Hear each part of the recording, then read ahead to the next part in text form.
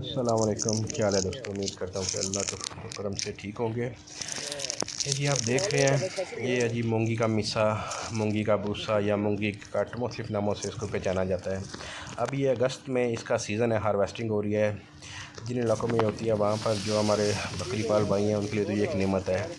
ये मौके के ऊपर 600-700 रुपये मन आपको मिल जाती है, तो कम कीमत में बहुत ही अच्छा एक चारा है। सर्दियों के लिए आप अपने जानवरों को लेके स्टोर कर दें ताकि जो आने वाली सर्दी है उसमें जानवर खुश चारा खाएं, आप भी परेशानियों से बचें और अपने जानवरों को भी बीमारियों से बचाएं।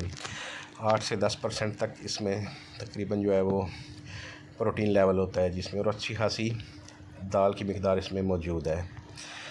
तो खुश्क चार जातों में सर्दियों में खास करके ये रिजनेबल प्राइस में आपके ये बहुत अच्छे काम आ सकती है। आप लूसन खिला रहे हैं तो सारा दिन लूसन खिलाएंगे तो वो काफ़ी महंगा पड़ जाता है, तो एक टाइम में आप ये जो कम खर्च में बैलेंसिंग काम कर सकते हैं।